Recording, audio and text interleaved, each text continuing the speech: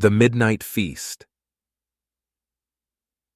The village of Blackthorn had long been a place of eerie legends and ghostly tales, but one legend struck fear into the hearts of the villagers more than any other, the legend of the vampire that haunted the old mansion on the outskirts of town. For generations, the mansion had stood desolate, its windows shattered and its walls crumbling. It was said to be cursed, and none dared to approach it, especially after dark. However, one fateful night, curiosity and an insatiable appetite for adventure led three daring teenagers, Lucy, Jack, and Ethan, to challenge the legends. Under the silvery glow of a full moon, the trio approached the mansion with caution, their flashlights quivering in trembling hands. The air grew colder as they crossed the threshold, and the interior was cloaked in darkness.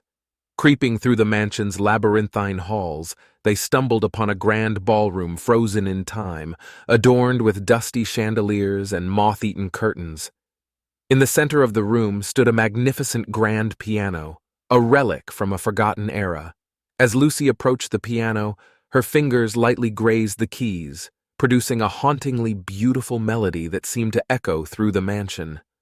A voice whispered in the shadows, urging them to play more. It was a voice that sent shivers down their spines. Ignoring their fear, the trio continued to play, their music resonating through the mansion's desolation. Suddenly, a cold breeze swept through the room, extinguishing their flashlights. In the inky blackness, they felt a presence drawing nearer.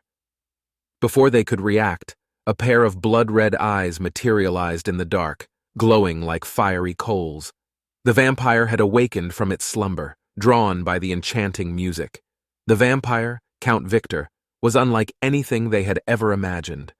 Tall and imposing, he wore an elegant, tattered suit from centuries past. His skin was pallid, his fangs gleamed menacingly, and his crimson eyes held a predatory hunger. With supernatural speed, Count Victor lunged toward them. Lucy, Jack, and Ethan fled through the mansion's halls, desperately searching for an escape route. But the mansion seemed to shift and change, trapping them in a maze of horrors. With each passing second, the vampire drew closer, his malevolent laughter echoing through the haunted mansion. Their hearts pounded, and their breath came in ragged gasps as they ran for their lives. At last, they stumbled upon a hidden passage leading to the mansion's crypt. There, they found an old coffin with a crucifix on its lid. With trembling hands, they pried it open, revealing the skeletal remains of the vampire's victims. Count Victor, driven by an insatiable thirst for blood, was closing in. But when he saw the defiled coffin, he let out an agonized scream and crumbled into dust, vanquished by the sacred relic. Lucy, Jack, and Ethan emerged from the mansion, shaken and weary but victorious. The vampire's curse had been broken, and the mansion, once a place of terror, was now a symbol of their courage.